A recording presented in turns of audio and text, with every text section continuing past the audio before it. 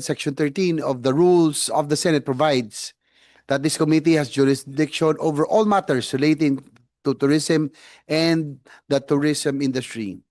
We're pleased to inform everyone that the committee has now been duly constituted with 15 members, and this representation as your chairperson, Senator Ronald Bato de la Rosa,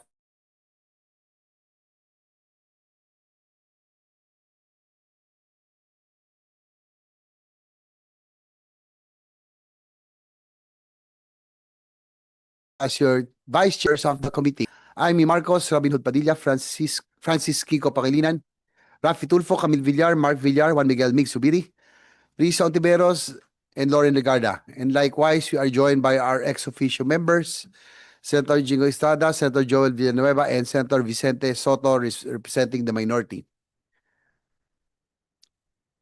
We shall await for the other senators because there are other organizational hearings being conducted simultaneously today, but we shall await for them to come. As just a few reminders, may inform the body that the rules of the Senate and the rules of procedure governing inquiries in aid of legislation provide the protocols to be followed by a committee. Thus, instead of crafting a new set of rules, I would now welcome. Later, we'll just wait for the senators to come to provide us with the quorum. So with that, I would like to acknowledge the presence of our esteemed resource persons present today, of course, led by our secretary, nonetheless. But I'd like to ask our committee secretary, James Locadio, to please acknowledge our esteemed resource persons for today. Thank you very much, Mr. Chairman. From the Department of Tourism, we have Secretary Cristina Garcia Frasco. Morning, ma'am. With her are Yusek Shalimar Hofer Tamano, Undersecretary for Tourism Regulation, Coordination, and Resource Generation. We also have Yusek Verna Buensuceso, Undersecretary for Tourism Development Planning. Yusek Maria Rica Bueno, Undersecretary for Tourism Standards, Regulations, and Human Capital Development. We also have Yusek Ferdinand Humapaw, Undersecretary for Special Projects. We also have OIC Yusek Milagros Sai, OIC Yusek for Administration and Finance. We also have with us Assistant Secretary Judilyn Kiatson, ASEC for Tourism Regulation, Coordination, and Convergence. ASEC Zarina Zara Loyola, Assistant Secretary for Strategic Communications and Public Affairs. ASEC Christine Joy Cari, Assistant Secretary for Tourism Development Planning. ASEC Ronald Conopio, Assistant Secretary for Protocol and Engagement. And we also have OIC Assistant Secretary for Administration and Finance, Attorney John Benedict Tigson. From the Tourism Promotions Board, we have Ms. Maria Margarita Montemayor Nograles, Chief Operating Officer. We also have from the Duty Free Philippines Corporation, Mr. Patrick Joel Cinco, Chief Operating Officer. From the Intramuros Administration, we have Attorney Joan Padilla, Administrator. From Nayong Filipino Foundation, we have Ms. Mary Grace Akak, Executive Director. From the Philippine Retirement Authority, we have Mr. Roberto Zozobrado, General Manager and CEO. We also have from Tourism Infrastructure Enterprise Zone Authority, or TIEZA, COO Dr. Mark Lapid. From the Philippine Commission on Sports Scuba Diving, we have Mr. Marco Angelo Ancheta, Executive Director. And we also have from the National Parks Development Committee, representing Executive Director Cecile Lorenzana Romero, is Deputy Executive Director Jezreel Gayus Apilar. We also have from the private sector, the Ambassadress of Philippine Motorcycle Tourism, Ms. Jet Li. And also, Mr. Chairman, we also invited and confirmed their attendance at Tourism Congress of the Philippines, but as of now, they're still not here. That's all, Mr. Chair. Thank you. Thank you, Mr. Secretary. Now, the Chair would like to give his opening statement. Magandang umaga po sa ating lahat. May buntag sa tanan. Ngayong araw po ay hindi lamang organizational meeting kundi hudyat na rin ng simula ng trabaho ng Senate Committee on Tourism ngayong 20th Congress. Nais nating magsilbi bilang katuwang ng Department of Tourism sa mga proyekto at mga programa nito para mas mapabuti ang industriya ng turismo ng ating bansa. Handa tayo makinig sa legislative agenda ng DOT at makakaasa ang lahat ng magiging tulay ang committee ito sa pagsasabatas ng mga ito. Growth in our tourism creates more jobs and opens the doors to more opportunities for our people who choose to engage in such lines of work or business. Alam po natin na hindi pa rin tuloy nakabangon mula sa hagupit ng pandemya ang ating turismo. In 2019, tourism contributes 12.7% of our gross domestic product. For last year, it's at 8.9%, a big jump from 6.4% in 2022. Despite the achievement of the sector before the pandemic and its steady increase in the share in our GDP after COVID-19, tourism in our country remains promising. To achieve its full potential as an economic driver, we need to assess and implement strategic measures, especially now in the social media age. Kaya po mahalaga na malaman natin kung ano po ang panukala ang kailangan nating maisabatas para matulungan ang DOT na tuluyan na makabangon. Kailangan nang maging handa ang DOT sa muling pagsigla ng turismo sa ating bansa. Kaya naman po nais natin marinig ang kanilang honest assessment sa kanilang mga efforts para gawin mas kaakit-akit pang ating bansa at maging top choice para bisitahin o pasyalan.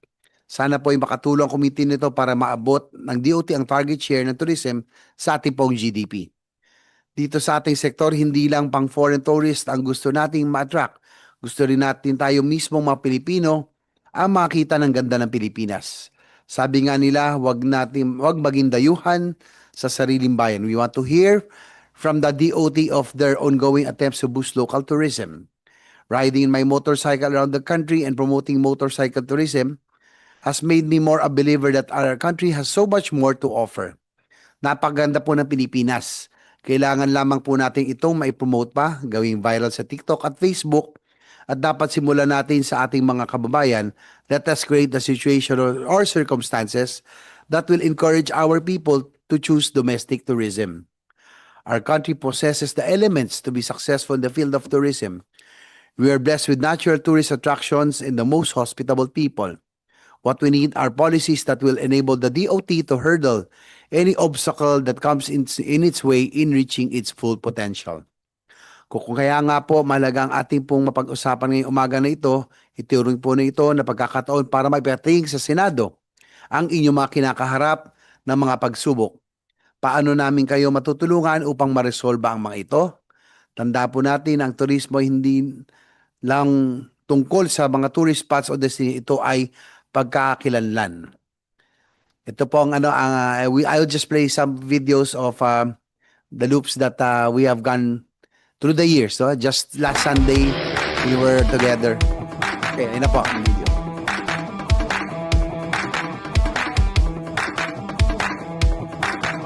Let's go!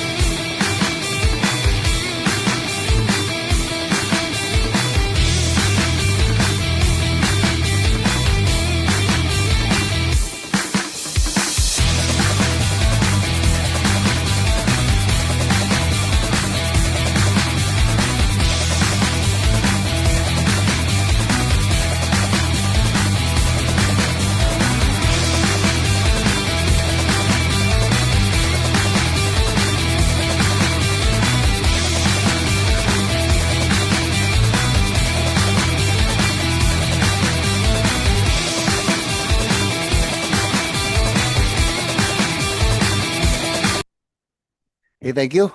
That was just half of the year. Actually, just last this weekend, we were in Nueva Ecija, no? Before you would think Nueva Ecija as farmlands, no, in Panay Bigasan, but there's so much more, no? So beautiful. Yung Minalungaw, I was with si Jet, ang ating ambassador, and Lumanggapan. So that's in our own. It's so nice that it was my personal advocacy to promote tourism that I don't know, probably fate that I became now the chair of the committee on tourism. Hopefully, we can help the agency, especially the DOT, which I have really supported. So I'm glad that, and I'm excited to support also the Department of Tourism and all the attached agencies. So before I ask our chair, our secretary for the presentation, the chair would like to acknowledge the presence of Senator Rodante Marcoleta, sir. Good morning. Fresh from the Blue Ribbon Committee hearing yesterday. So thank you, sir. Para medyo lumamig naman ang ulo mo. Turismo muna tayo. Painumin muna natin. So thank you, Senator Marcoleta. So I'd like to declare the presence of quorum and um, thank you for joining us today. Sir, so, so may I inform the body that the rules of the Senate, the rules of the procedure of governing inquiries in age of legislature provide the protocols to be followed by a committee. Thus, instead of crafting a new set of rules, I would now welcome a motion to simply adopt and subscribe to these rules as the rules of the committee. I move, Mr. Chair, to adopt the rules of this committee. Since there are no objection, the motion is carried and the committee adopts and subscribes to the provisions of the rules of the Senate and the rules of procedure governing inquiries in aid of legislation. Thank you, sir. So we'd like to, before we proceed to Secretary Frasco for the presentation of the Department of Tourism, Senator Marcoleta, you may want to say a few words. Salamat po sa pagkakataon na makabahagi sa ating meeting ngayon, lalong-lalo na po ang opportunity makita ko ng personal ang mga opisyalis na bumubuo ng Department of Tourism kasi napaka-importante naman po ng sektor na inyong ginagalawan. Kung ito po ay talagang maitaguyod natin, isa po ito sa magiging daan para magkaroon lalo ng trabaho ang ating mga kababayan. Kasi kung titingnan po natin yung mga ibang bansa na talagang pinupuntahan ng maraming turista, hindi naman po lingid sa inyong kaalaman na talagang nakakabawi sila doon lamang sa dami ng mga taong bumibisita sa kanila. Sana ganun din po yung mangyari sa atin sa lalong madaling panahon. At sa tulong po ng ating komite na pinamumunan ng ating chairman, palagay ko po ay makakahanap po tayo ng mas marami pang mga paraan kung paano po natin may tataguyod ang direksyon na yun. Salamat po, Mr. Chair. Thank you, Senator Marcoleta. Thank you for joining us this morning. We know that ito pong tourism will be, as I always mentioned, is the low-hanging fruit in our industries. Mukhang ito lang talaga, may chance talaga na talaga makatulong sa atin at the soonest possible time. So we would like to hear from the Department of Tourism for your plans so that we can provide the necessary support. Secretary Frasco, you now have the floor.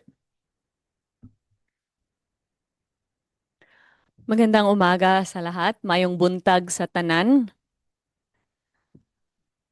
The Honorable Chairman on the Committee on Tourism, Senator J.V. Ejercito, esteemed Senator Rodante Marcoleta, and the members of this committee. Unang-una po, aming inahayag ang aming taus-pusong pasasalamat sa inyong suporta sa turismo ng Pilipinas. Dahil sa hirap ng aming hinaharap,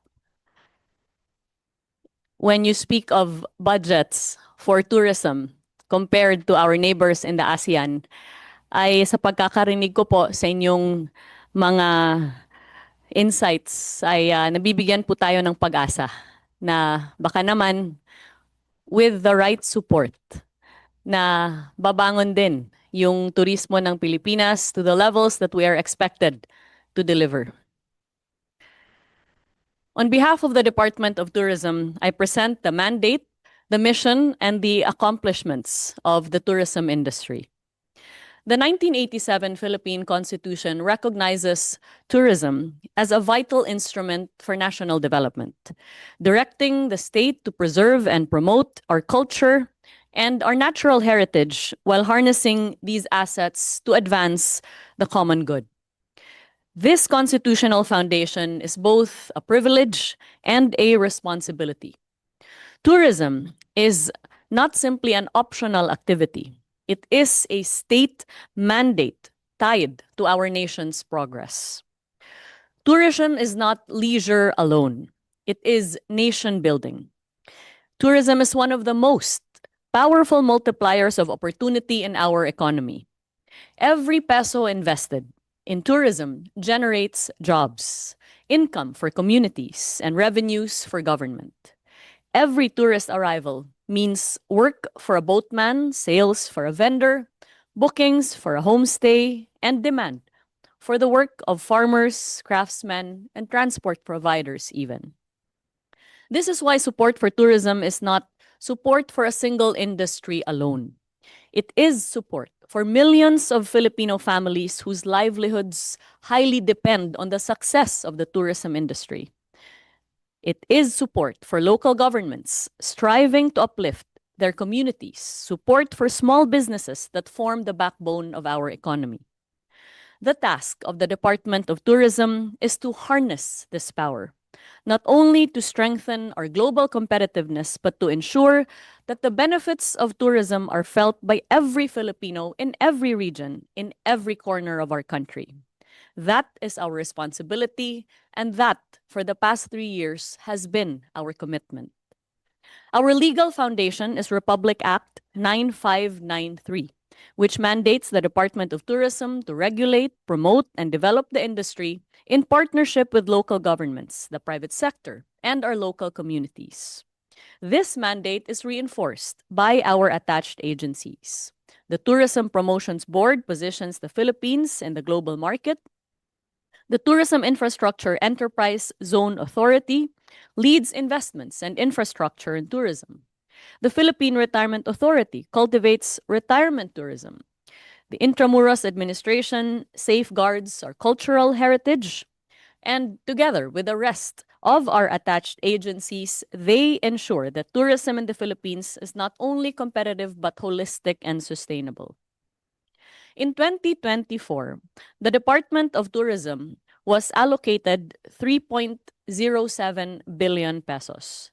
We obligated 2.66 billion with an 87% utilization rate. But more important than utilization is impact. With this allocation, we crafted 97 strategies and policies, extended more than 1,700 technical assistance to stakeholders, and provided over 1,000 assistance to local governments to strengthen their tourism programs. We acted promptly on accreditation, knowing the necessity of ensuring that our offerings are up to a global standard, processing 98% of applications on time while maintaining high compliance across accredited enterprises. On the aspect of tourism industry skills, we have trained more than 31,000 tourism workers and capacitated over 4,400 LGU personnel. We supported 320 trade activities, 615 promotional engagements, and 275 product development initiatives, ensuring that our destinations remain competitive globally. For 2026, the budget of the DOT family is reflected, as can be seen on the screen. The central office is allocated 3.19 billion pesos. The Intramuros administration is allocated 159 million pesos, lower than the previous year. The National Parks Development Committee is allocated 321 million pesos, while the Philippine Commission on Sports Scuba Diving is allocated 45 million pesos. In total, the DOT family's proposed budget is 3.718 billion pesos, about 3% less than in 2025.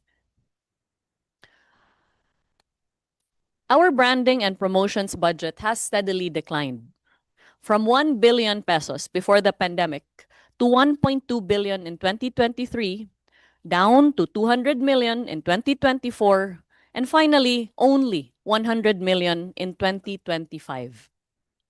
Despite this sharp decline, we have sustained and even surpassed pre-pandemic performance as far as visitor receipts are concerned.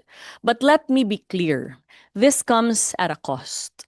We are operating in one of the most competitive regions in the world, where our ASEAN neighbors invest multi-million dollar fund allocations annually in tourism marketing and promotion.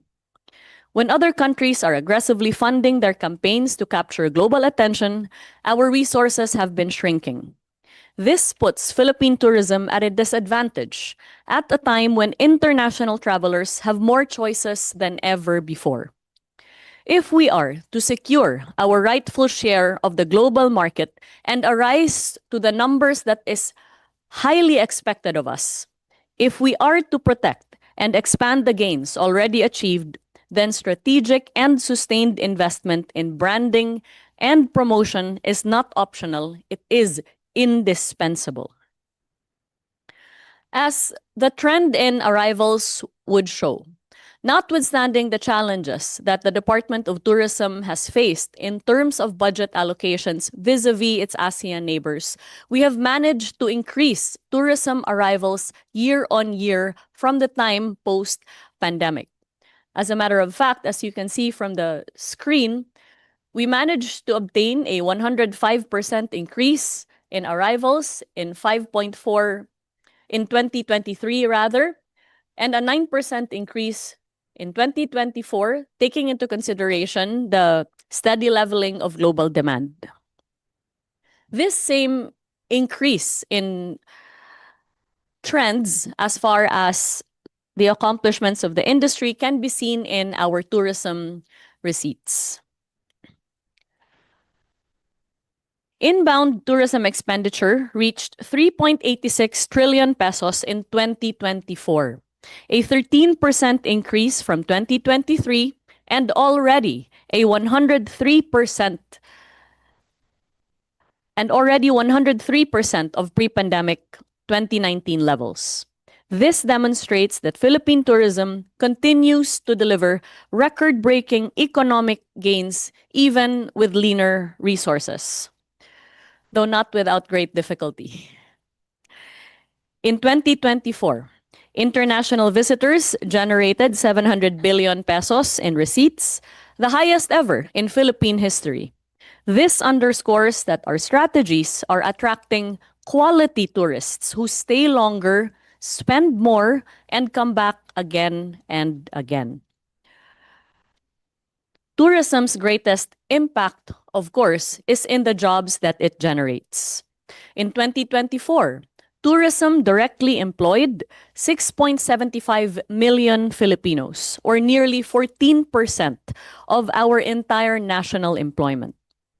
Including indirect jobs and induced opportunities, tourism supported up to 16.4 million workers. These are not statistics alone, but families sustained and communities strengthened. These gains and contributions to the national coffers, fueling the engine of our economy, are not by accident. Rather, these gains have been accomplished by a deliberate and strategic intervention, as best exemplified in our National Tourism Development Plan.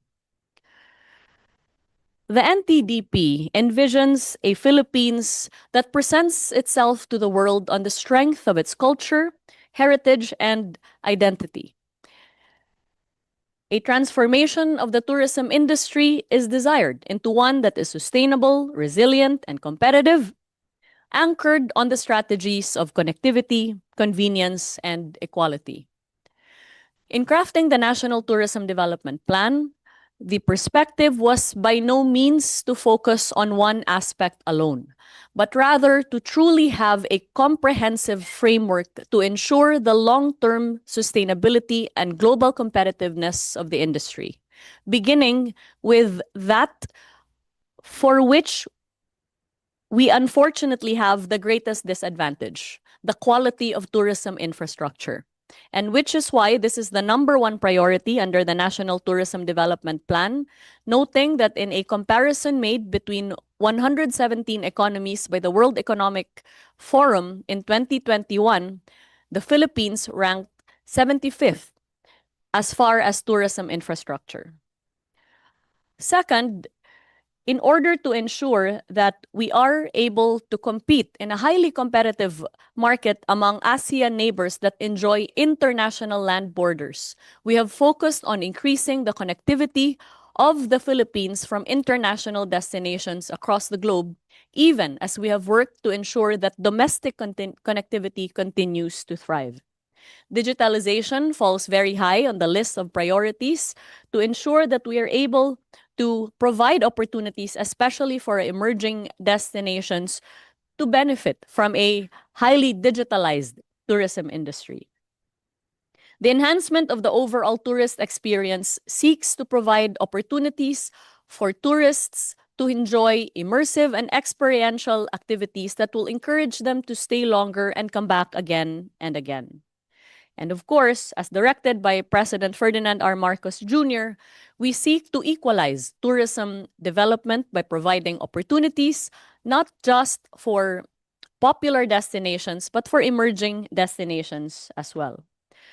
The slide will show the rest of our priorities with the intention of ensuring that we're able to maximize not only the strength of international tourism, but establish the value of and maximize the potential of domestic tourism as well. We are grateful for the Good Senators program to promote Philippine motorcycle tourism. And as I'm sure you will agree, Senator, investment in tourism roads is of absolute importance, which is why we have advocated from the beginning with the Department of Public Works and Highways that more investments must be made in the construction, rehabilitation, and expansion of tourism roads. As a result of this convergence, over 700 kilometers of roads have been constructed and rehabilitated in the course of the 3 years of the Marcos administration. But unfortunately, we have found that for 2026, there is zero funding for new tourism roads under the DPWH. This notwithstanding, there is funding for continuing roads, but we feel that this may not be enough if we are to ensure equal opportunities for emerging destinations. In order to ensure a convenient journey for all of our tourists across the country, especially our motorcycle tourists, we have constructed tourist rest areas across the country. I can see from your video, Senator, that you had visited Pagudpud in Ilocos Norte, and perhaps you had the opportunity to visit our tourist rest area, which we inaugurated with the President. These tourist rest areas provide convenient amenities for our tourists, such as clean restrooms with showers, a pasalubong center that provides opportunities for our local sellers to sell their pasalubongs, as well as an information center, charging stations, lactating room, and PWD facilities. We have now managed to open 10 tourist rest areas nationwide, and considering that there is such a high demand from our local government units across the country, we're now on the road to constructing up to 100 tourist rest areas across Luzon, Visayas, and Mindanao.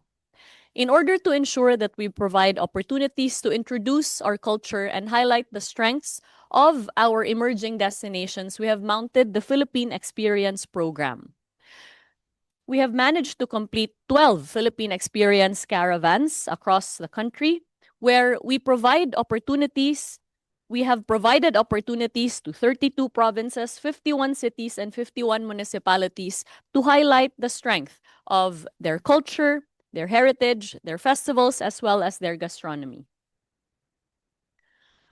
On the aspect of tourism infrastructure, once again, we recognize that there are ways by which the tourism experience can be improved and therefore creating more opportunities for local communities to earn from the tourism industry. And that is by investing in tourism infrastructure. Through our partnership with TIEZA, we mounted the Tourism Champions Challenge, which has provided up to 255 million pesos in grants to local government units across the country to construct resilient, inclusive, and competitive tourism infrastructure. As you can see from the screen, these are just some of the Tourism Champions Challenge winners that we have already broken ground on across the country. We recognize that Muslim-friendly and halal tourism is one of the fastest growing segments in the world. And therefore, we have worked to ensure that the Philippines' competitiveness as a Muslim-friendly and halal destination increases. Through these efforts, the Philippines has been recognized by the Global Muslim Tourism Index to be a rising Muslim-friendly destination, climbing up 4 places from 12 to 8 as far as our competitiveness. We recognize that there are opportunities for our destinations to anchor tourism experiences upon the diversity of our gastronomic offerings. And therefore, the Department of Tourism has elevated the Philippines' profile in global gastronomy through strategic programs such as the Philippine Experience, as mentioned, the Philippine Experience, and the hosting of prestigious global events that bring the world's attention to our shores. This includes the United Nations Tourism Regional Gastronomy Forum for Asia and the Pacific, the forthcoming Terra Madre Asia Pacific, which will be held in Bacolod, as well as the arrival of the Michelin Guide to the Philippines. We recognize that the best asset of Philippine tourism are no other than the Filipino people. Our hospitality is known all over the world, and we continue to institutionalize that world-class hospitality while maintaining the authenticity of Filipino service by way of the Filipino brand of service excellence. We have managed to train over 330,000 workers in the past 3 years, beginning from a baseline of a little over 10,000 in 2022. So anytime you go across the country and encounter a tourism worker that puts their hand to their heart and says, "Mabuhay," that person has been trained in the Filipino brand of service excellence. We have recognized the need to ensure that our cities compete with global destinations worldwide, and the provision of convenient amenities in this regards is of absolute importance, which is why we have launched the Philippines Hop-on, Hop-off bus tours, which now covers the jurisdictions of Makati, Manila, Pasay, Parañaque, and soon we are launching our transit tours to provide opportunities for transiting passengers to get to know the heart of Metro Manila within a few hours. Dive tourism is one of the most dependable products for the country, with the Philippines consistently being awarded as the world's leading dive destination. And that is why we're investing through TIEZA on the safety of our divers by constructing hyperbaric chambers across popular dive destinations, including Oriental Mindoro, Coron in Palawan, Boracay, Cebu, Negros Oriental, as well as Camiguin. As we have sought to strengthen the foundation of Philippine tourism on the ground, we have also sought to fortify our relationships worldwide. With that, we have inked partnerships with Bahrain, Brunei, Korea, India, Japan, Thailand, Qatar, boosting the Philippines' connectivity, investments, and cultural exchange through tourism. We recognize the necessity of ensuring that tourists that go around the country must have that sense of security and dependability as far as any concerns that they may have. And so for the very first time, our country now has its very own tourist assistance call center, a number that you can call 151 tour or 86 8687 that will 8687 that will cater to any concerns that tourists may have. And this call center now has Korean and Mandarin speaking agents. The Department of Tourism has generated over 3.9 billion together with the Tourism Promotions Board in terms of sales leads through international expos like the Arabian Travel Market in Dubai, ITB Berlin, and World Travel Mart in London. These global engagements are fueling investor confidence, boosting tourist arrivals, and positioning the Philippines as a top-tier travel destination. We recognize the necessity of ensuring that information about the Philippines is readily available. And that is why, through the Tourism Promotions Board, we have enhanced the Travel Philippines mobile application. It's now been downloaded over 95,000 times. And if you open the app, then you will have an opportunity to get to know our regions, provinces, cities, and municipalities, as well as the experiences that one can have in the country. And it also features the accredited tourism enterprises partnering with the Department of Tourism. Can we please reflect the slide? In addition to this, sports tourism is fast arising as one of the most profitable segments of tourism worldwide. With that, we have teamed up with national sports bodies as well as global partners to stage world-class competitions in the country. These include the highly successful FIVB, or rather, the highly successful basketball championships that were recently held, as well as the forthcoming FIVB Men's Volleyball World Championship and FIFA Women's Futsal World Cup, as well as the launching at the end of this month of the Philippine Golf Experience. Through the Tourism Promotions Board, we continue to support motorcycle tourism, exemplified no less than our ambassador, foremost ambassador for Philippine motorcycle tourism, Senator Ejercito, by expanding motorcycle tourism circuits nationwide and organizing promotional rides to highlight scenic routes, cultural attractions, and sustainable tourism practices.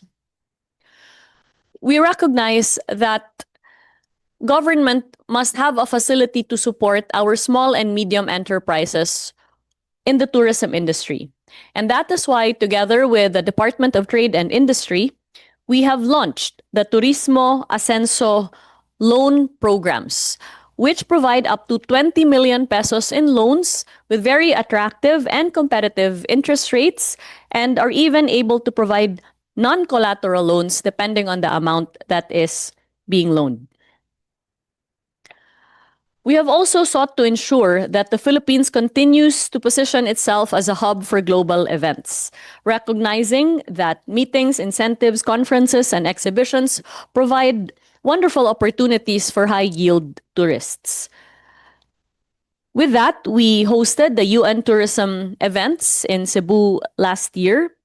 We supported the GolfCon event, as well as launched the Philippine Dive Experience, and we are eager to work with the national government in hosting the ASEAN in 2026.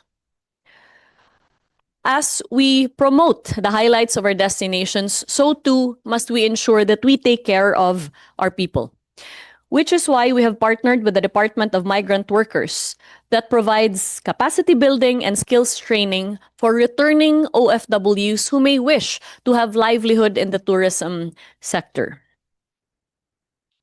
We provide them with trainings as well as capital in partnership with the DMW.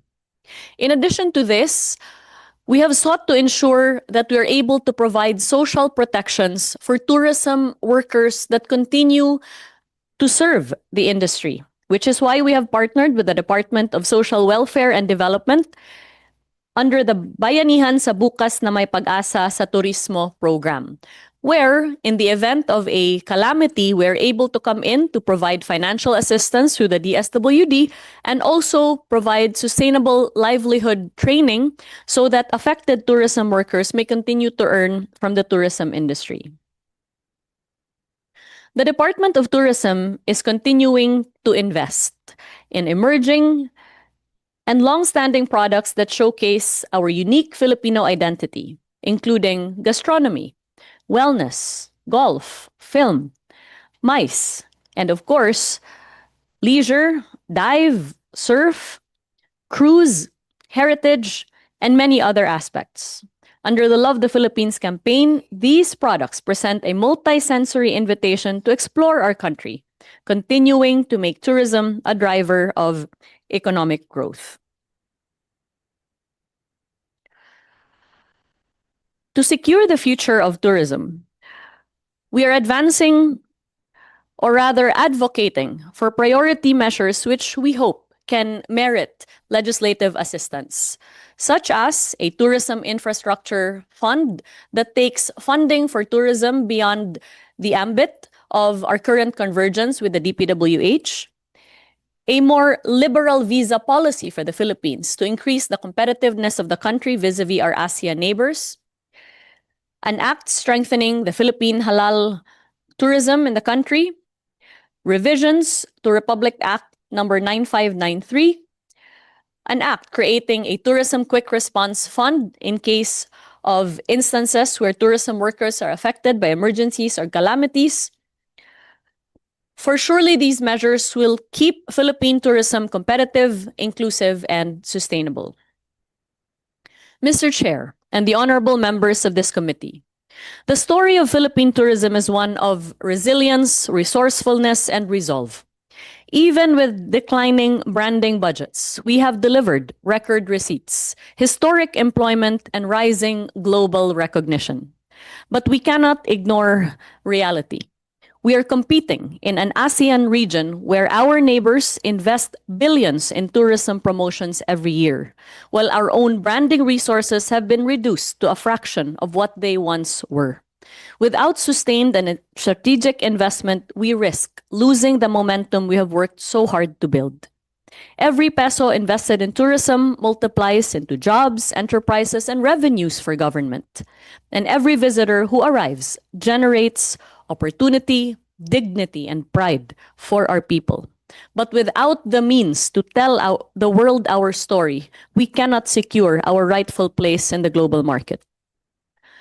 Tourism is nation building. It is one of the clearest pathways by which we can uplift Filipino families, empower our communities, and bring pride to our nation. With the steadfast support of this committee, we can ensure that Philippine tourism not only welcomes the world to our shores, but also competes on equal footing with our neighbors and delivers lasting opportunity, hope, and pride for the Filipino people. Maraming salamat po. Daghang salamat. Yes, thank you. Thank you, Secretary Frasco, for that very extensive presentation of the Department of Tourism's programs, including its attached agencies. And also, at least given the Senator Marcoleta and I have been conferring, no, and we're very much concerned about the promotions budget, the meager promotions budget that you have. It shrunk to about 100 million for 2025.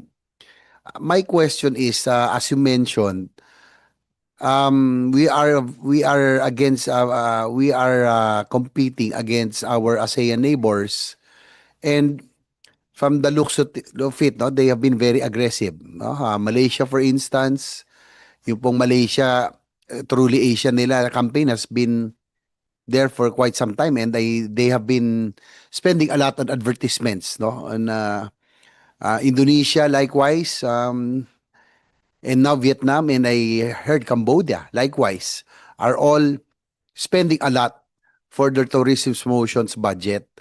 My query, I'd like to ask Senator Marcoleta also, no, later to ask you a question because he's very much concerned about the budget cut. Compared to our ASEAN neighbors like Indonesia, Malaysia, Vietnam, yung pong ating bang promotions budget, how far are we compared to their promotions budget? so that the committee will just have an idea of the budget that you are working on right now.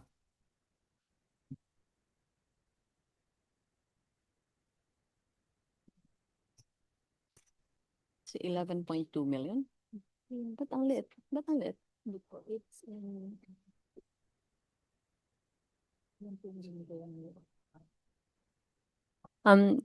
thank you, Senator. We do have the statistics to compare the promotions budgets of our ASEAN neighbors, and I cede the floor to Yusek Verna Buensuceso to present the comparative numbers.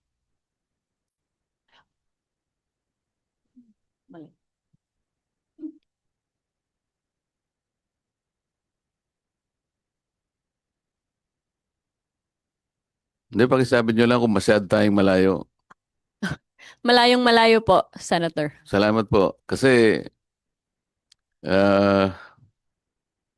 from 1 billion in 2018, 2019, pagkatapos pinakamataas nyo 2023, 1.2 billion.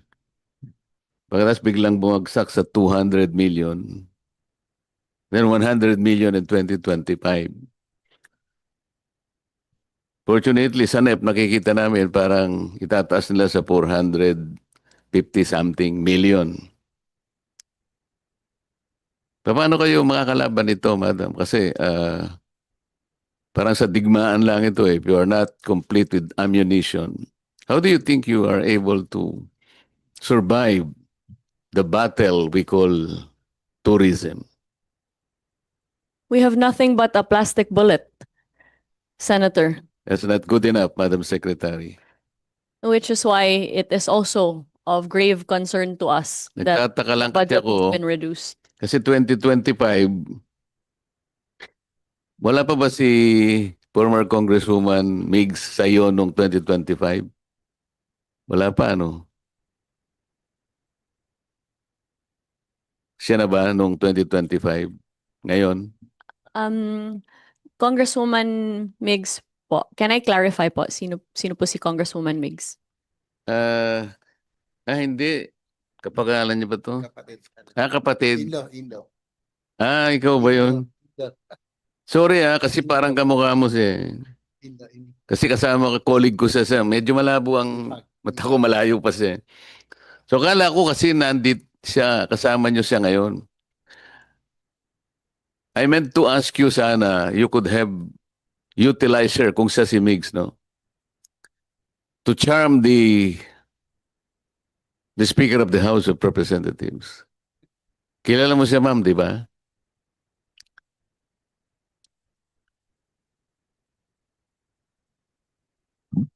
Hi, Sen, Mr. Chair. Yes. No, ako si Marga Nograles. I'm the Chief Operating Officer of the Tourism Kaya po yung butihing wife ng aking kaibigan, Caro Nograles. Kayo din po yung nagbigay sa akin ng magandang polo na dalawa. Yes, Sen. Pasensya na po, napagkamalan ko kayo po si Congresswoman Migs. Pero kahit na ganoon, kasi si Kong Carlo tsaka si Congresswoman Migs, magkakamag-anak naman kayo.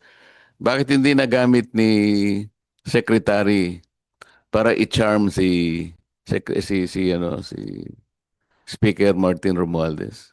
Para sana itong hindi naman 100 million. Ang layo naman ito. It's less than 10% of your original appropriation para sa promotion. Promotion pa naman ito eh. Paano nyo namang ipopromote naman ang industry? Wala bang explanation from 1.2 billion, ginawan 200, pagkatapos 100 million? What was the explanation, madam? Kasi pwedeng i-reverse ni chairman ito eh. Pwede niyang ibalik sa 1.2 billion eh. Mr. Chair, ano? As long as you are able to justify.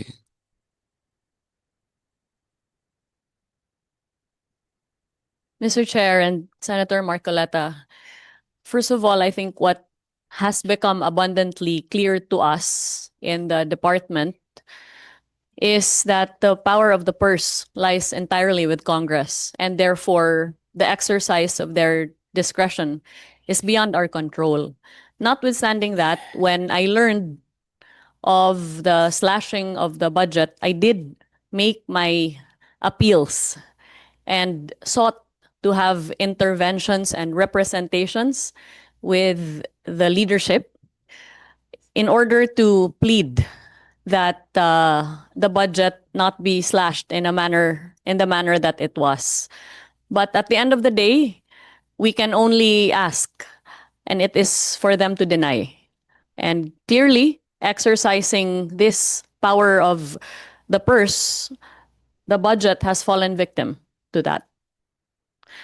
I wish to clarify that it is also not a Sorry to matter. interfere. Doon po sa punto, no, I would just like to ask, the budget, yung pong pinapoint out ni Senator Marcoleta, 2025 secretaries, 100 million. That's But correct. the NEP of this was about 500 million. So it was That is slashed correct. after the sa GAA, it became 100 from a NEP of 500 million. That is correct, Mr. Okay. Chair. Please continue. Pero, Mr. Chair, alam mo, na-politika lamang ito, alam ko naman dahil sa... But the chief casualty is the Filipino people. If you are unable to promote the tourism sector, mawawalan po ang Pilipino. Dapat hindi pinipolitika ito Anong problema Kasi ako, na-feel ko mismo ang politika doon Kahit wala kang kasalanan, pinagtatanggol mo lang ang tama. Katulad nyo,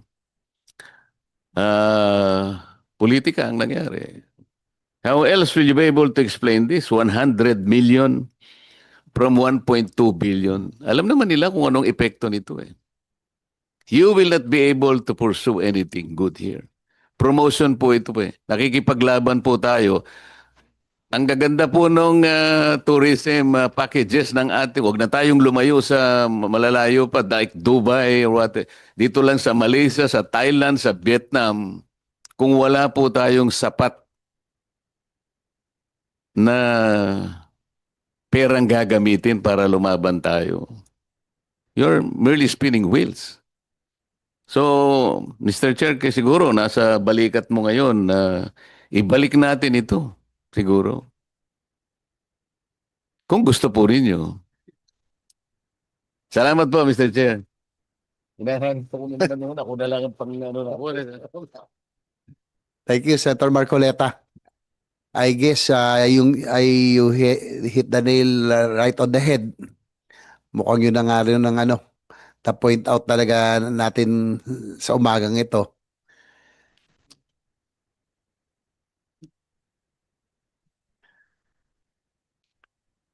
So again, for the record, Madam Secretary, yung budget of 2025 from 500 million, the NEP, it was slashed to 100 million. I wanted to find out yung 2024 if it's the same. 500 also. And then it became, it was slashed to 200 million.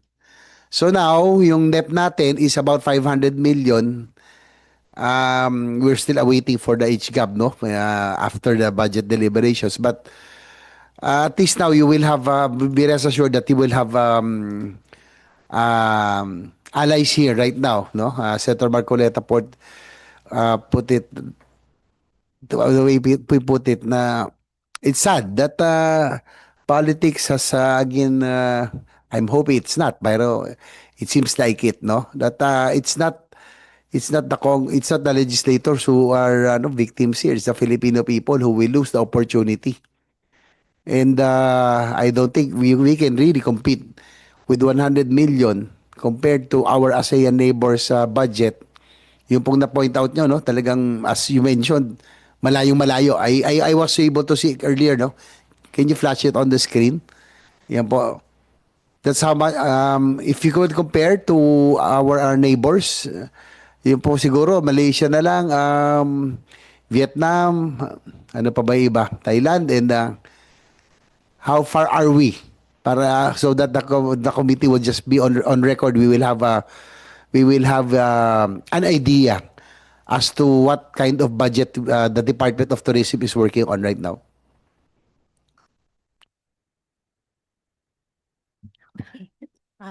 Mr. Chair, Yusek Verna will answer the question. Please proceed. Um, Good morning, Mr. Chair. Actually, on the screen, we have a comparative analysis of the various ASEAN budgets in relation to tourism development.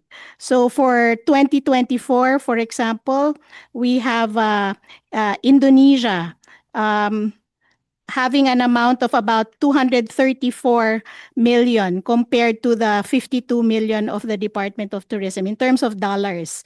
For Thailand, it's 168 million dollars. For Malaysia, it's 262 million dollars. For Vietnam, it's 148 million dollars, and Singapore is 431 million dollars, the biggest budget among the ASEAN countries. So it's really very, very far and very big compared to the budget that has been allocated to the Department of Tourism. Yung po Cambodia, I think Cambodia is also getting a lot of arrivals. Do they are they spending so much also? In terms of Cambodia, Mr. Chair, we have the figure for 2023, but this one is about $20 million. But 2023, that's the only figure that we have been About able a billion pesos. About 1 million something 1 billion pesos. pesos. Yes. Yung Vietnam, again, ma'am. Vietnam is about for 2024. Just a minute. Their budget is about $148 million.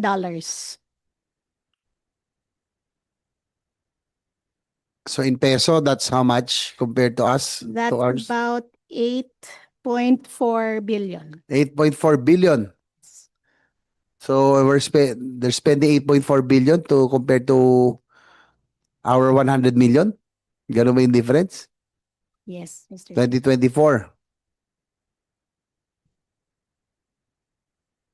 Still a big difference, huh?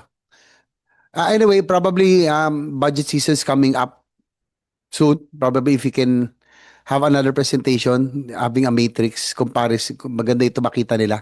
It will be nice that if you can present this so that we'll have the other senators will have a better appreciation of the comparison to the promotions budget that we have in terms of pesos also, para lang makita natin in terms of dollars and pesos. So that, we'll have an idea on the kind of budget that you're working on. And in spite of that, at least we're still able to perform, by trying to be innovative, I guess, by making do with what you have, the meager resources. Also, what are the challenges aside from the promotions budget?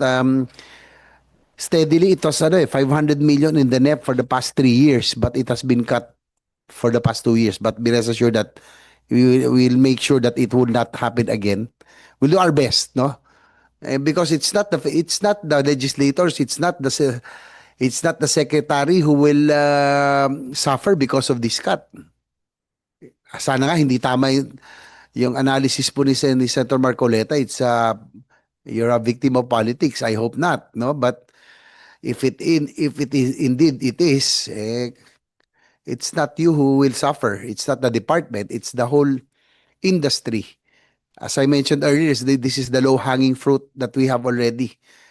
We cannot compete in terms of other industries anymore, manufacturing and others. So, ito tourism na lang nga yung natin Tapos magiging biktima pa ng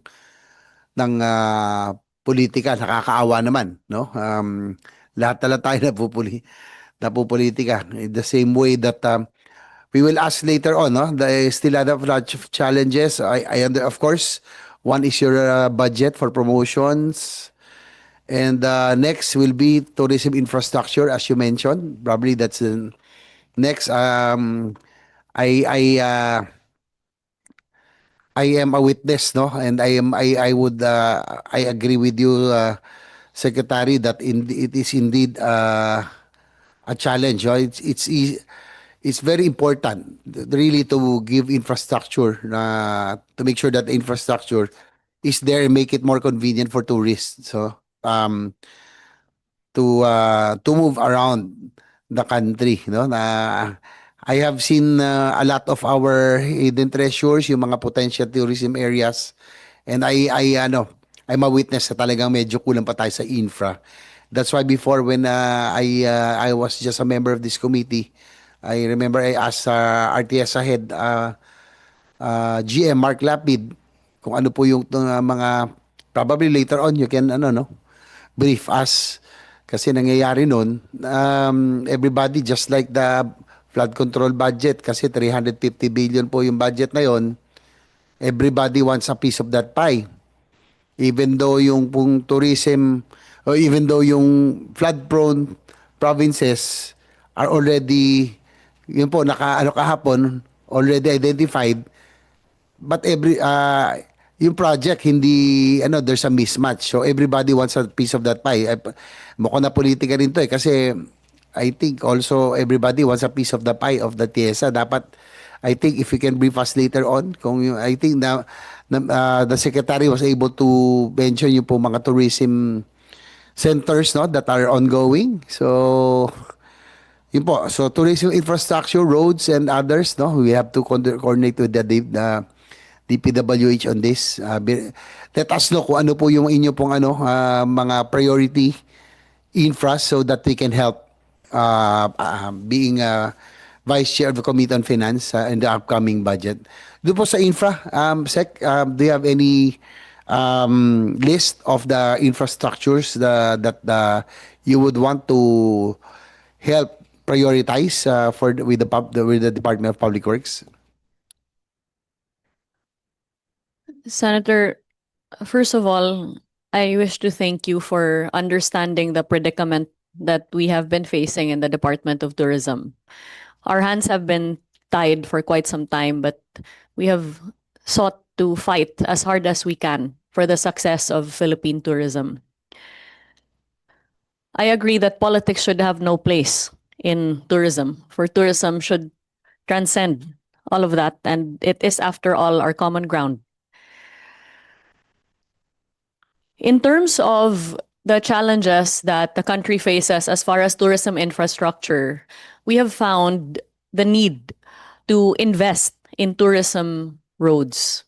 And that is why, since 2022, our advocacy with the Department of Public Works and Highways has been to spend more on not just continuing tourism roads, but new tourism roads.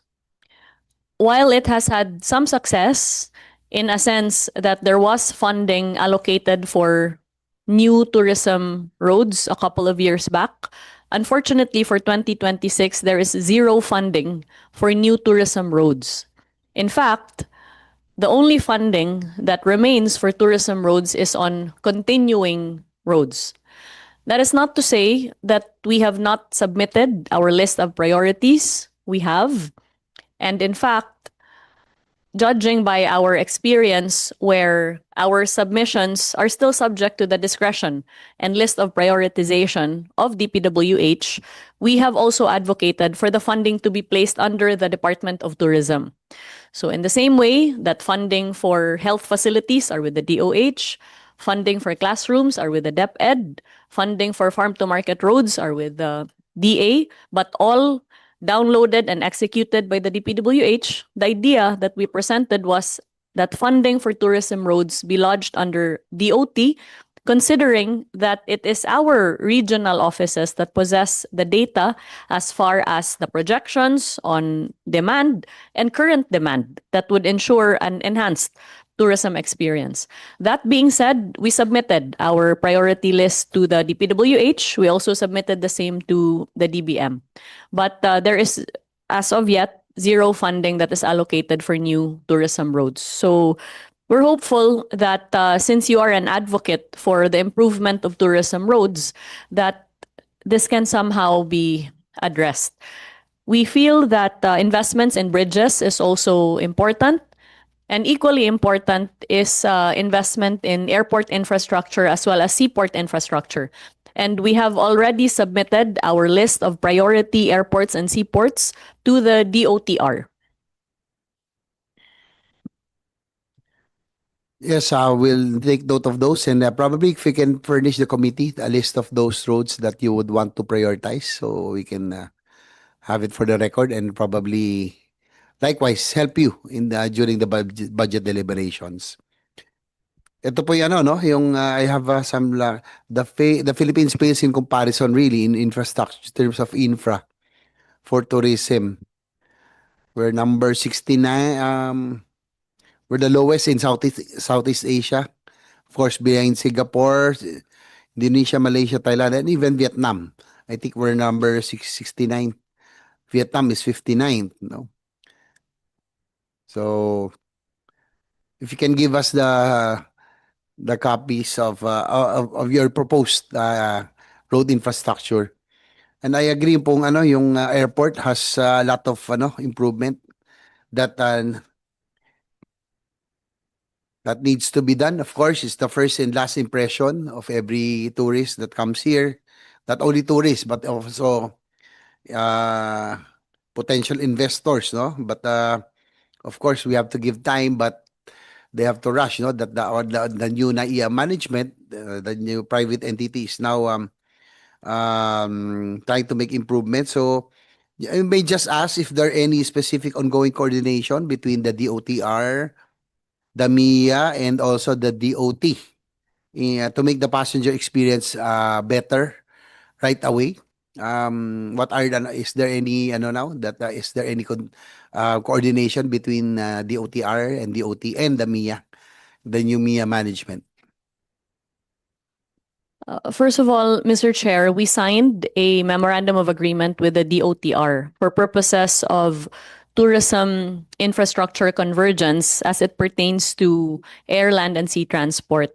And the result of that has been the prioritization by the DOTR of the list of improved, or rather the list of airports and seaports for which we seek improvement. I think the most recent demonstration of this is the expansion of the Siargao Airport, which Secretary Vince Dizon and I inspected last week. And forthcoming, of course, is our support for the privatization of our regional gateways that include Bohol, Laguindingan, forthcoming for Bicol, hopefully Iloilo, and we're hopeful as well for Puerto Princesa.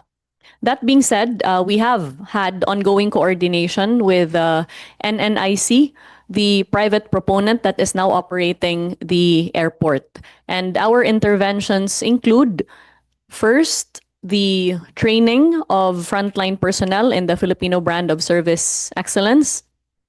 Second, and as a result of our walkthrough with the OTR and NNIC, the DOT will provide interventions as far as the improvement of the food offerings in the airport, as NNIC is putting up a new food court in the area. Third, in terms of branding and promotions, we're also partnering to be able to provide collateral materials for marketing purposes in the airport. Fourth, we've already articulated our desire for a shorter processing time in terms of arrival as well as eventual departure from the airport itself. So I understand that time and motion studies have already been conducted, and we have had some positive feedback in terms of the shortening of the time from arrival to obtaining the baggage and eventual exit. Fifth has been our proposition to improve the restrooms inside the airports, as this is well aligned to our advocacy under our tourist rest areas program. Sixth and finally, we're also working with them and together with the DOTR through our routes development team to ensure that connectivity to the airport continues to expand. And we have seen such expansion with the recent launch of the Paris to Manila flight, a first in several decades, the launch of the Vancouver to Canada flight through Air Canada, as well as the forthcoming launch of the direct flights from Delhi to Manila.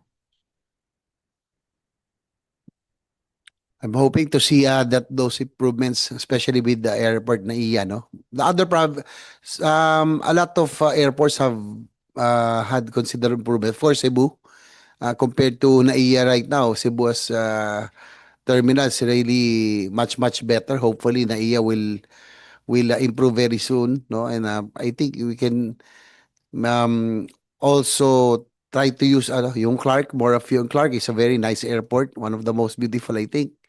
Those are other alternatives to NAIA, no, that we can also tap. Likewise, next year, Madam Secretary, no, we will be hosting the JCI World Congress. I'm the past national president. We are expecting about at least 5,000 foreign delegates coming to Clark. So that will be a big help for tourism. So in our own little way, at least I'm hoping that we can help in terms of tourism arrivals, and likewise, of course, improving the image of our country in perception. No? These are 5,000 young leaders all over the world. So that will be in Clark in 2026. So we'll get in touch probably with you with the terms of support, no, for promotion and among others. So that's 2026 in Clark. In terms of infra, no, just for the record, under DPWH is a 3.5 billion, no, but this is continuing as you mentioned. No? So, but I would like to get the list of the other roads that you would want to prioritize so that we can try to request the DPWH to prioritize this in the coming budget season. Okay, next na probably siguro si GM Mark, probably quickly, ano po yung mga project ng ano? Good news lang po, I think yung pong ni-request ko sa inyo before years ago that I went to, no, yung iba Banawe hotel, tama ba? No, ano nga ba, napuntahan ko yan and I think I slept there and I complained to you that yung po mga bathroom fixtures, yung baby pink, baby blue and pink pa, yung mga 80s pa. That was 80s, no? So I think it was now, I think na-demolish pa yon and now it's being rehabilitated already. So sige, can update lang, GM Mark. Thank you, Mr. Chair. Good morning to each and everyone. For the part of TIEZA, Mr. Chair, for our year 2026, Mr. Chair, we were able, for our year 2025, I might say, I'll just go direct, Mr. Chair, on our budget. We were able to surpass our collection from the pre-pandemic. Maybe we can go to the slide of our collections, which is our main budget, Mr. Chair.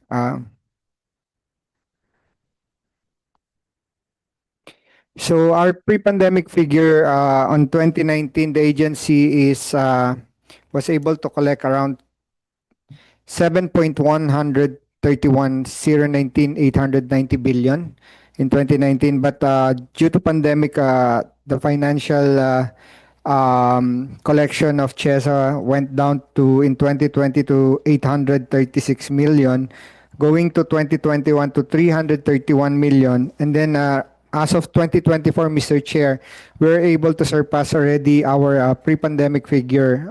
We were able to collect 7.858 billion already. So we're hoping for 2025, Mr. Chair, it will continue.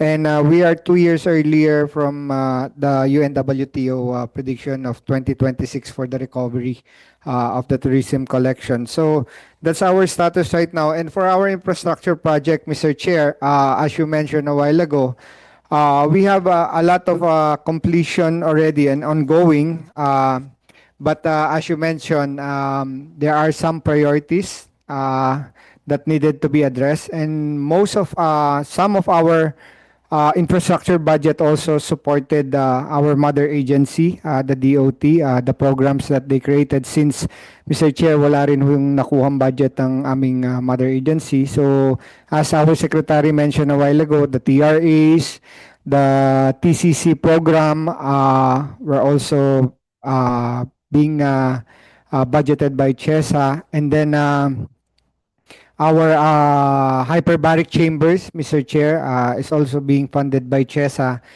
because we are being awarded as a top diving destination. Then we don't have these facilities. So the Secretary expanded po the hyperbaric machines in different diving locations with coordination with PCSSD. And then the other programs also that we are involved together with our mother agencies like the FIBA that recently been held, and volleyball National World Championship kasama rin po kami, and then the upcoming ASEAN also, Mr. Chair, so kasama rin po kami. Aside from these infra projects coming from our support to our mother agency Department of Tourism, on the part of TIEZA, Mr. Chair, yung mga rehab namin on our properties like Banawe, Intramuros, hoping, Mr. Chair, yung Banawe is matapos na. I hope we have a picture here kung ano na magiging itsura ho ng Banawe natin.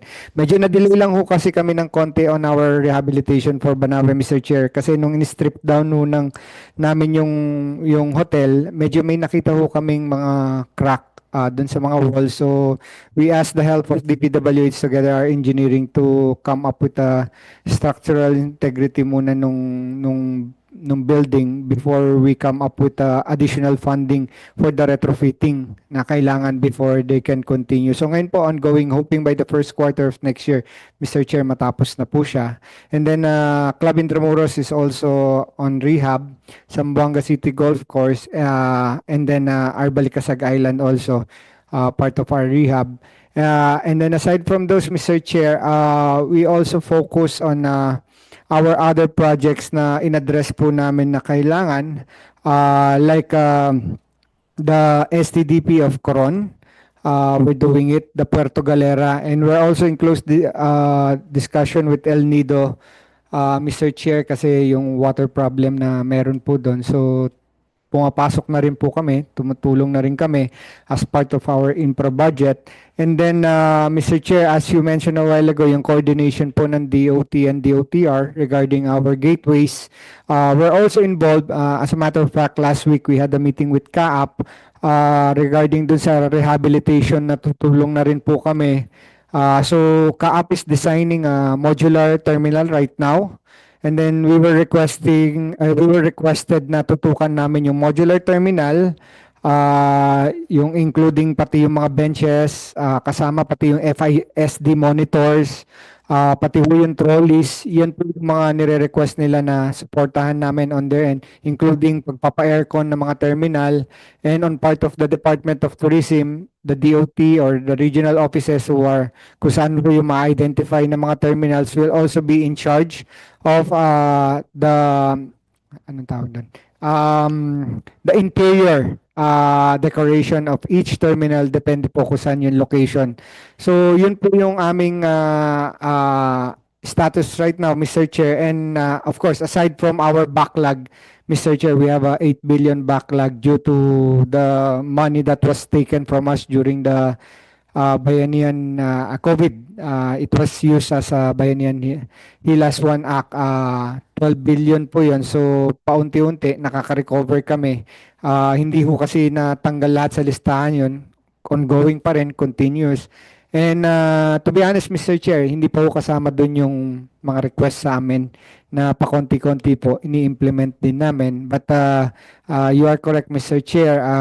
It's just we're just trying to prioritize some of the high impacts na pwede naming magawa at matapos. But of course, without disregarding all these requests, to be honest, Mr. Chair, doon sa dami ng sinabi ko, 2 billion lang ho yung budget namin for infrastructure. Kasi yung 7 billion na binanggit ko pong collection kanina, 50% lang po ang napupunta sa amin doon. 40% goes to CHED, and then 10% goes to NCCA. And then, aside from the 50%, Mr. Chair, kami rin ang may shoulder nung admin cost sa pagkolekta. So, but given that said, Mr. Chair, na i-implement namin kahit papaano, so we just have to negotiate our with the proponents, kung 100 million yung inihingi sa amin, eh baka pwedeng 10 million na lang muna po yung maibigay namin kasi otherwise kung pagbigyan namin lahat ng 100 million, hindi ho namin magagawa yung mga importanteng proyekto na kailangan. So yun po yung nasa sitwasyon namin ngayon, Mr. Chair, but we're glad and happy to inform you, Mr. Chair, na from the pre-pandemic collection na kamukha ng mother agency rin namin, humingi rin ho kami ng financial support during that time dahil wala ho kaming collection na nakukuha. I think that was in 2022 GAA and 2023 GAA na humihingi, ay 2021 GAA and 2022 GAA na humihingi po kami ng funding support para sa operational namin para sa mga empleyado. But unfortunately, medyo hindi rin ho kami napagbigyan doon sa time na yun. Nabigyan din ho kami ng 100 million during that time. So we made sure, Mr. Chair, for 2023 budget, up to now, we are not requesting any GAA support. So nag-self-sustaining na po kami.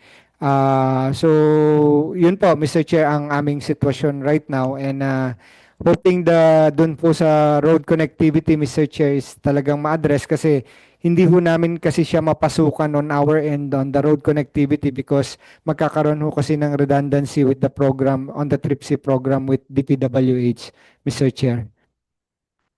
Thank you, GM Mark Lapid. Yung po Mount Data sa inyo rin yun, no? That has been on this Yes, sir. already. Na-renovate na rin po yun. Renovated also. Yeah. Open po siya. And then meron po kaming ongoing na PPP coordination ngayon for privatization, Mr. Chair.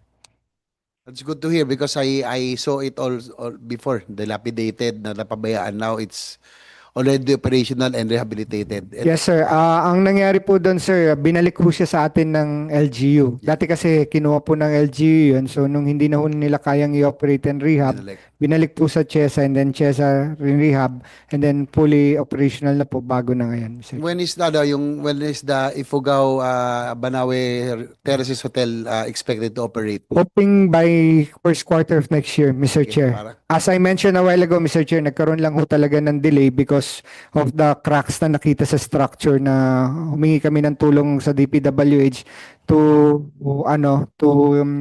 check and assess the structural integrity of the hotel, and then naghumingi kami ng additional budget sa board kasi hindi ho siya kasama doon sa rehab budget. So inaprobahan naman po ng board. Ongoing po siya ngayon, tapos na po yung retrofitting and then ongoing na rin po yung rehabilitation ulit, Mr. Chair. I'm excited. I'm hoping to visit that one once again. Kasi po I happy to see these places because of our motorcycle travels. I saw it in their dilapidated state. So I'm excited. I'm hoping to visit Yes. it by Feb. Sa Feb na lang ako mag-schedule ng ano. So like we can see already for Yeah, ourselves. maybe we can show, sir, yung kasi yung banyo, sir, hindi na ho siya iba-ibang kulay. Tapos kung makatutulog ka, Mr. Chair, hindi mo na maririnig yung kabilang dulo. Soundproof na po siya. Can you zoom in? Mr. Yeah. Chair, yan na po yung magiging kwarto, pati Medyo yung maganda lobby. na, yeah. So yan na po siya. Pero hindi ho kami umalis as instructed by our secretary to really keep the Filipino architecture still there. So mukha lang ho siyang medyo nagbago, more appealing, at saka dinamihan po namin yung mga salamin na para dun sa overlooking dun sa rice terraces, Mr. Chair. That looks very nice. A far cry from what I saw and I stayed in. I was the one who, ako yung nag-report as secretary kay GM noon years ago. Sabi ko, 1980s pa yung fixture. Sana ayoko na makita yung mga baby blue and pink bathroom fixtures. So I think this is a big improvement. Yes, sir. At saka maganda, it's very Filipino, no? And maintain. I think yung Banawe, we really have to promote kasi that's supposed to the eighth wonder. It's just the access, kung ano lang ang pwede natin pagawin, no? On how we can promote this really beautiful, one of the best routes for me is the Banawe to Sagada. That area is really beautiful, no? So be rest assured that we will support.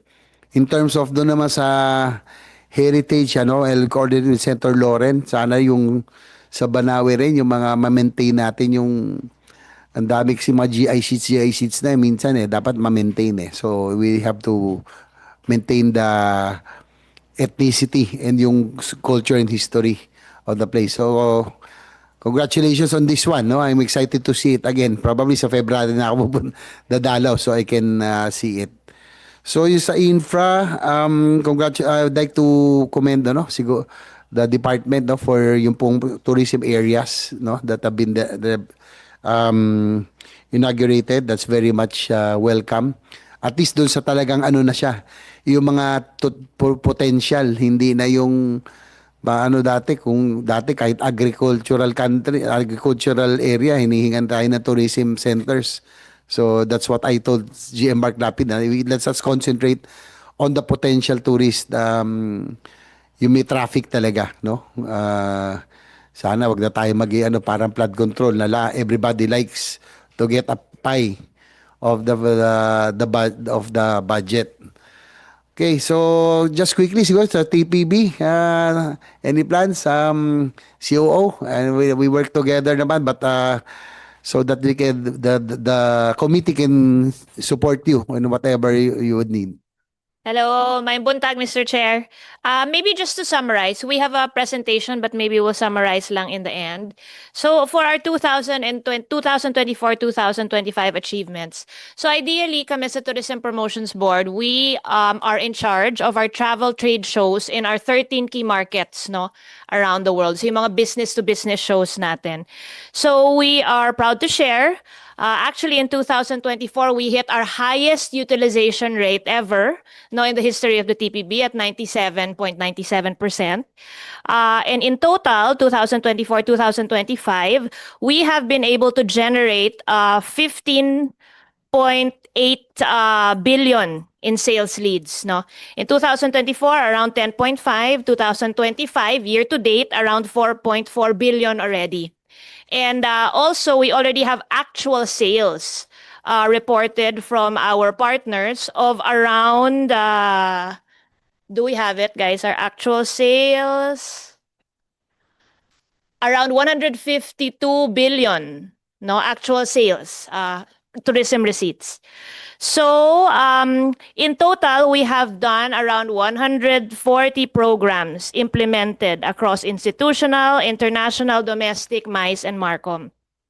We are also very proud, Mr. Chair, of our Philippine Motorcycle Tourism Initiative with your support. Thank you so much.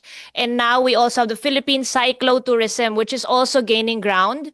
To share with everyone, we have been able to do a number of rides, I think over 20 already, and over 20,000 riders, each one ambassadors of our country, promoting, posting, and helping all the small businesses as we go around the Philippines. So this is a program that we wish to grow in the next few years pa. We also have hit over 1.6 billion already in media mileage sa World Expo Osaka. And our customer satisfaction rating has improved from 93% to now 98.51% at the Tourism Promotions Board. So, Sen, we are focused really following the direction of our President and our Secretary to expand experiential tourism, from dive, culture, heritage, halal, ecotourism, as we do our shows around the world. And we are also to strengthen international market presence from our 2026 budget with over around 80 global events in 2026.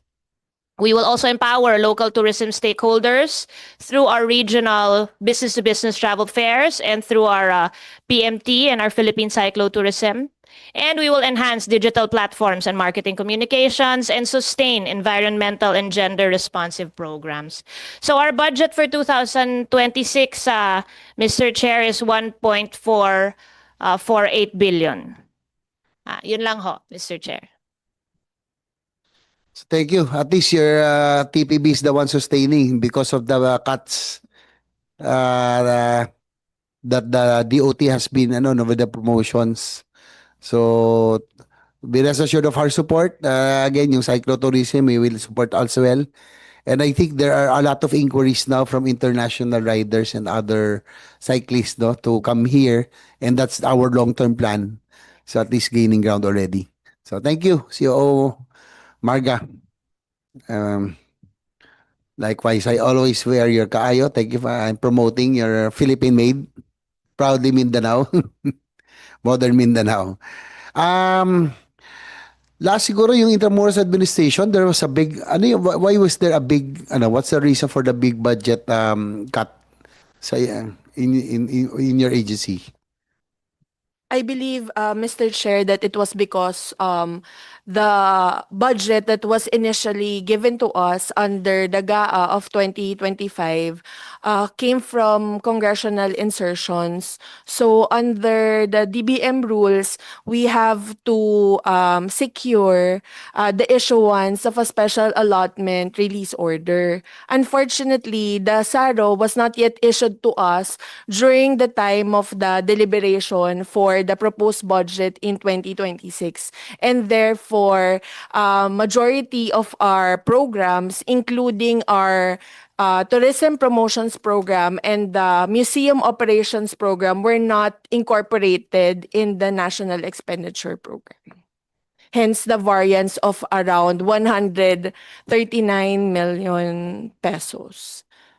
How's that, yung pong, you still have a lot of, former settler communities there, no? Yung natin, no? Sana if we can, with this should, no? For the relocation because, Intramuros is the biggest and the last remaining artifact, historical artifact that we have. We can make it a walking, dapat yung parang sa Europe, mga walking, na lang siya. Tourism sites, historical and tourism sites, no? So, for the record, ilan pa ho ang doon, yung mga communities, former settler? We have 5 communities, informal settler communities in Intramuros. But Your Honor, How we many have families? around 1,530 families based on the profiling that we have done. Out of the 1,530 families, we have already identified 470 beneficiaries under a relocation program, which is entitled the Simple Program. And we have already completed the relocation of around 147 families already. And the remaining beneficiaries of the Simple Program, we hope to relocate them together with our collaboration with the Social Housing Finance Corporation within the year. But for the remaining informal settler families who are not part yet of our Simple Program, we have met with the Secretary of the Department of Human Settlements and Urban Development for their inclusion in the expanded 4PH program of DSUD. We have already initiated talks with Pag-ibig in order to start already the pre-qualification process for the remaining informal settler families. At least that's good to hear that you are coordinating with the DSUD, no? I think we really have to pursue this because Intramuros is really one gem and I think it will really, it's the closest to the airport, to everything. Kung may cruise man, diba? It's the closest to the dock of the cruise in the future. Kung may mga cruises that will come. We need to make it a walkable destination talaga, no? Just like what we have in other what they have in other places. So thank you for that, no? So with that, I guess we have budget season will be coming up very soon. So we prepared for that. Yung po mga the things that I asked from you so that we can help you during the budget deliberations. Be rest assured that we will make sure that DOT does not get the 100 million this year. No, that's really crazy compared to our ASEAN neighbors, no? So with us at the helm, we will do our best. Anyway, andito na si Senator Marcoleta will assured us that he will support us, no, for DOT to get a big promotional budget. That's crazy. I mean, compared to our ASEAN neighbors, talagang mapag-iiwanan tayo with 100 million. Again, it's not Secretary Frasco or the officials. Kung politika man ito, who will be victims? It's the Filipino people. Sayang yung potential. And DOT tourism is again the low hanging fruit and the only one that has the big potential to improve. So be rest assured of our support, Madam Secretary, and to all the officials of DOT. Likewise, I'm also interested dun po sa DOTR, yung sa airport, because I'm the one also defending the DOTR budget this year. So I've been pushing and advocating in infrastructure development. No, aside from the railways, yung po mga airport improvements, I'm looking at it. So bigyan niyo po kami ng list also of yung mga priority nyo, no? Of course, Siargao, yung mga usual. But we are also expanding yung pong halimbawa Mati for Davao Oriental kasi it's far from Davao City, you know, familiar si COO Marga dyan. We're trying to fund those airports na malaki rin yung potential because yung Davao Oriental for tourism, they have a vast coastline, no? Maganda rin yung area for Davao de Oro. So we're funding that already, yung Mati Airport, Camiguin. Naglagay din tayo ng funds doon because Camiguin is a beautiful island as well. So, yun, I'll be defending the OTR. So, yung pong I think we can coordinate on how we can improve yung airport in the other provinces. And likewise yung NAIA. Again, this is our gateway. This is our first and last impression. We have to improve, no? I have to yet to see them. I just want to make sure that they have been coordinating also with you. Even the new management, kahit private, no? Medyo suplado yung doon, GM eh. Humingi ako ng pass tinabla ako eh. Ewan ako magbabadya. I'm not there para pumasok because I'm the one defending the DOTR and also tourism. So I have to see for myself. Di bale. Tignan natin. Babalik at babalik din sila dito. Di ba? Anyway, with that, there are no more issues to discuss. Please prepare for the budget season that's coming up, I think, early September. So yung mga pinresent nyo po today, especially those you need, especially those that you would really want us to help. No, yung sa promotional, sa infrastructure. So please prepare for that. Since there are no more discuss, I thank everyone for your time and to participate in today's meeting. Thank you very much. This meeting is hereby adjourned.